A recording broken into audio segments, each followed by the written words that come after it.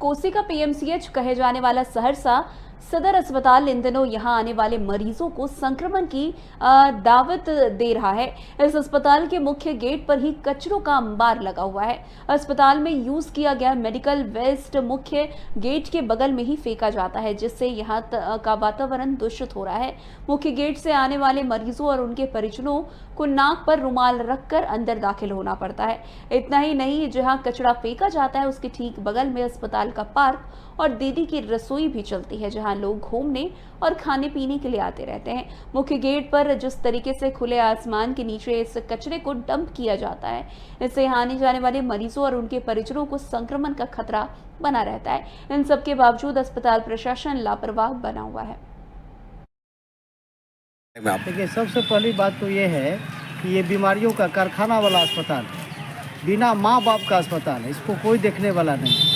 सरकार ऐसी व्यवस्था बना दी है कि निचला कर्मचारी से लेकर के ऊपर के अधिकारी तक सब जो है पैसा कमाने के खेल में लगा हुआ है। ये कचरा देखिए, एकदम बदबू दे रहा है कचरा से, चारों तरफ कचरा मय है, जल जमाव चारों तरफ फैला हुआ है। इस पर प्रशासन का कोई ध्यान नहीं है। ये बीमारी तैयार करने वाला कचरा है, यहाँ से तैयार होता है बीमारी। ना शासन का ध्यान है, ना प्रशासन का ध्यान है, ना अस्पताल प्रशासन को ध्यान है, किसी को कोई लेना देना नहीं है।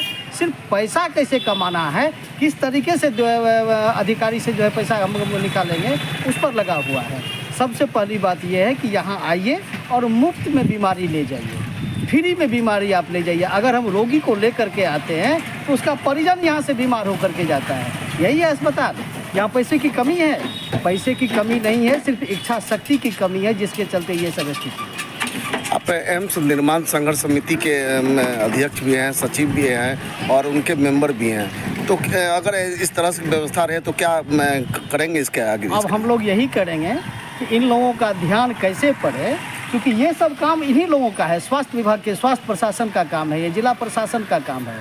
अगर आप नहीं जगिएगा तो कचरा उठा करके आपके चैम्बर और आपके आवास के आगे में रखेंगे, तब जगिएगा ना।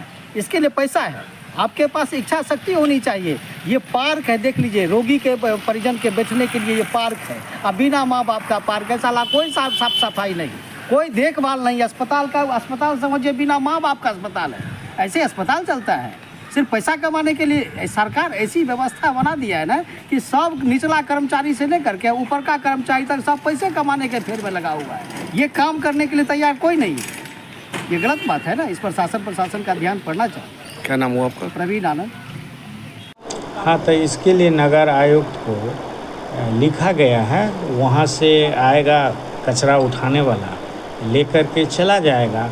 और पूर्व में भी लिखा जा चुका है, आज भी लिखे हैं इसके लिए।